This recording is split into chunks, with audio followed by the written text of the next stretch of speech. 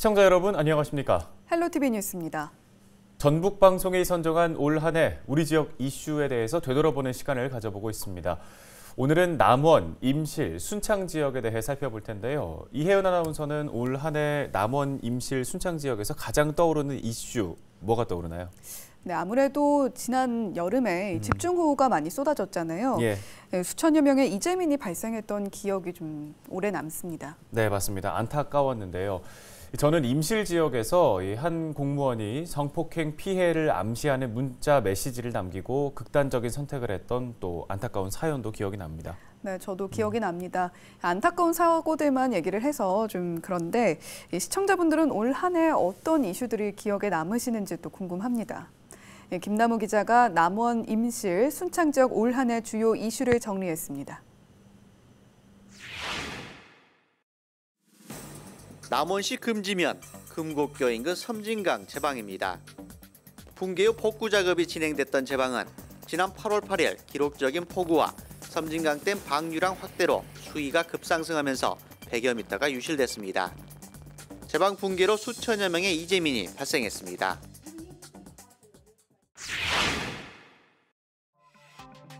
큰 물난리를 겪은 남원시에는 홍수재해 관리 시스템이 구축돼 있었습니다. 홍수를 사전에 예측해 대비할 수 있도록 주민들의 혈세 수억 원을 들여 만든 시스템이었지만 제대로 역할을 하지 못했습니다. 남원시 춘향제가 올해로 90회를 맞았지만 코로나19 여파로 비대면 축제로 치러졌습니다. 역사와 전통을 자랑하는 남원 춘향제가 90회를 맞았습니다. 춘향제로서는 참 의미 있는 해인데요. 아쉽게도 코로나 유행으로 축소하게 되었습니다. 1931년부터 끊기지 않고 해왔는데 이번에는 모든 분들이 많은 분들이 더 즐길 수 있게끔 온라인으로. 남원시는 친일 반민족 행위 명단에 등재된 김문호 화백의 춘향 영정을 철거했습니다. 하지만 최초 봉안됐던 강주수 화백의 작품을 복원해야 한다는 주장과 공모를 통해 새로 제작해야 한다는 입장이 엇갈리고 있습니다. 코로나19 청정지역이었던 순창군에서 최초 확진자가 순창군 보건의료원 소속 직원으로 확인되면서 해당 의료원이 임시 폐쇄됐습니다. 순창 요양병원 확진자는 모두 60명을 넘어섰습니다.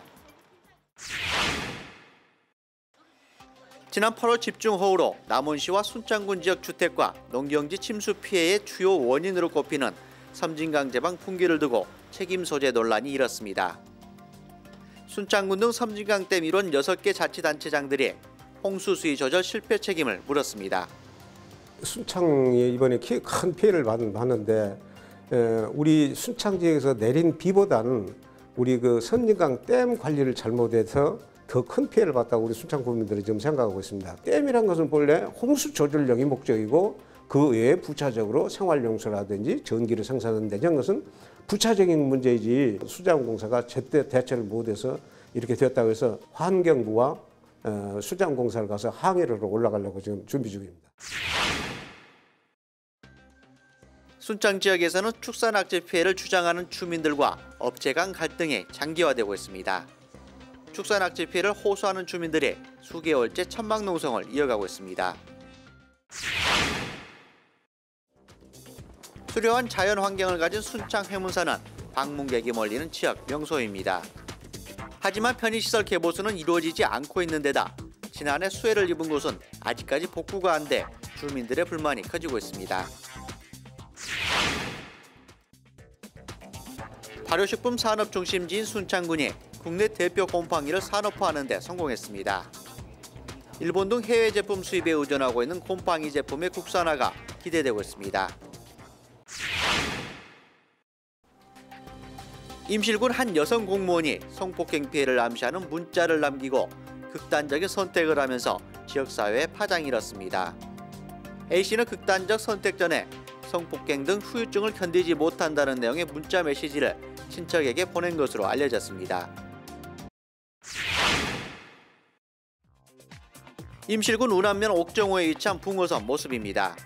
임실군이 옥정호 일대 생태 관광 조성 사업을 비롯한 일명 섬진강 르네상스 사업을 추진할 계획입니다. 그동안 섬진강댐 건설로 강제 이주 피해를 입은 옥정호 인근 주민들의 기대감도 높아지고 있습니다. 옥정호가 수려한 자연경관을 갖추고 있기 때문에 그 자연경관을 살릴 수 있도록 주변 경관도 조성을 하고 또 수상을 이용한 그 관광 내저 시설, 또 산악을 이용한 산악 내포주 시설로 특화하는 거고요. 지금 이제 붕어섬 쪽으로는 이제 뭐 출렁다리, 스카이워크, 또 주차장을 조성해서 또 모노레일 이런 것들을 좀 하려고 계획하고 있고요. 임실군 지역 귀농인들이 귀농 정착에 도움을 주던 일명 귀농귀촌 멘토로부터 피해를 당했다는 호소가 이어졌습니다. 주택과 경작지를 소개해주면서 인근 땅값보다 2배 가까이 높은 가격에 구입하게 한 데다 지자체 지원 자금을 받게 해주겠다면서 알선비 명목으로 현금까지 요구했던 것으로 알려졌습니다. 아무것도 모르는 상태에서 시작하기 때문에 인간적으로 누군가한테 의존하게 되거든요. 근데 그거를 역이용해 먹는 사람들이 있더라고요. 뭔가 이렇게 명분을 만들어 가지고 이제 뭐 어떤 돈을 요구한다거나 그런 거를 좀 조심할 필요는 있는 것 같고요. 장기간 갈등을 겪어왔던 임실군 신덕면의 토양 정화업체 퇴출 문제가 조만간 해결될 전망입니다. 임실 지역 주민들은 재발 방지책 조례화 등 추가 요구안을 주장하고 있습니다. 헬로티비 뉴스 김나호입니다. 다음 소식입니다. 새만금이 탄소 중립과 그린 뉴딜의 중심지로 탈바꿈할 전망입니다. 새만금 개발청은 최근 새만금 스마트 수변 도시와 육상 태양광 선도 사업, 스마트 그린 산업단지 착공식을 갖고 그린 뉴딜 중심지로 조성한다고 밝혔습니다. 육상 태양광 선도 사업은 새만금 지역 산업연구용지 동측 부지 1.15제곱킬로미터에 태양광 발전 시설을 설치해 2022년부터 20년간 운영합니다. 새만금 스마트 그린 산업단지는 새만금 국가산업단지 5609 3.7제곱킬로미터를 대상으로 새만금에서 생산되는 세계 최대 규모의 신재생 에너지를 활용하는 산단으로 조성할 계획입니다. 부동산 감정가를 부풀려 부당 대출을 한 감정평가사와 은행 직원 등이 무더기로 검찰에 넘겨졌습니다.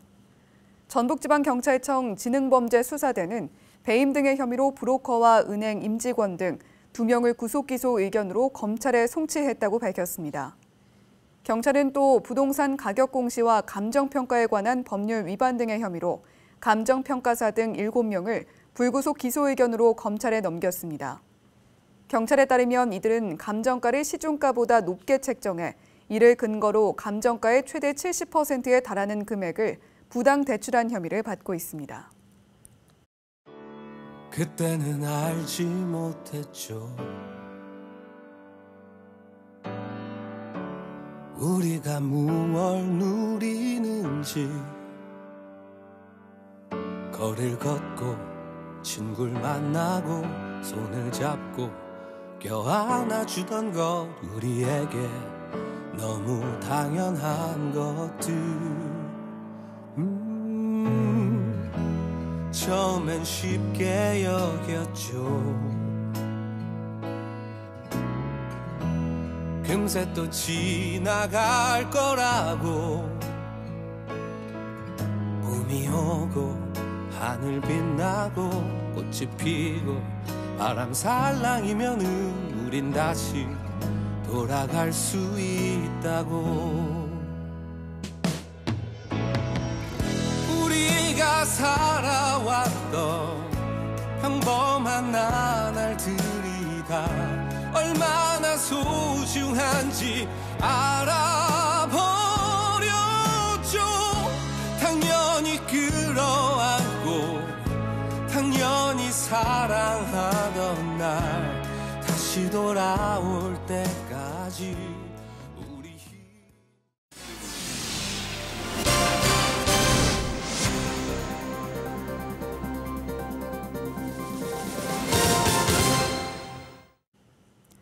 호남 최대의 가야 무덤인 청계리 고분군이 전북도 기념물 제145호로 지정됐습니다.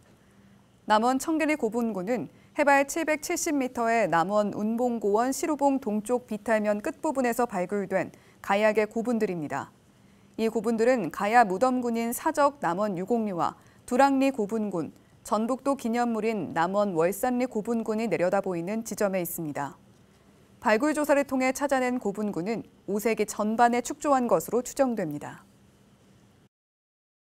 우리의 소중한 가야 문화유산을 체계적으로 보존 관리하고 국가 지정문화재로 지정될 수 있도록 노력하겠습니다. 남원시 보건소는 난임 부부의 경제적 부담을 줄이기 위해 난임 진단 검사비를 지원할 계획입니다. 사업 대상은 남원시에 주소를 둔 부부 가운데 1년 이상 자연적인 임신이 되지 않는 경우이며 2021년은 50상을 선발합니다. 지원 내용은 정부 지정 난임시술 의료기관에서 검사한 난임 진단 검사비 가운데 발생한 본인 부담금이며 부부당 최대 30만 원이 지원됩니다. 난임 진단 검사비를 지원하여 난임에 대한 치료를 앞당겨서 저출산 극복에 노력하겠습니다. 정읍시가 국토교통부가 주관하는 2021년도 도시재생 예비사업에 선정됐습니다. 이번에 선정된 지역은 연지, 시기지구로 북적북적 우리 동네를 주제로 주민 행복 프로그램과 경관 사업 등 소규모 그린 뉴딜 정책을 반영한 사업이 진행될 예정입니다. 정읍시는 국비 7천여만 원을 포함해 모두 1억 5천만 원을 들여 내년 말까지 이 사업을 완료할 계획입니다.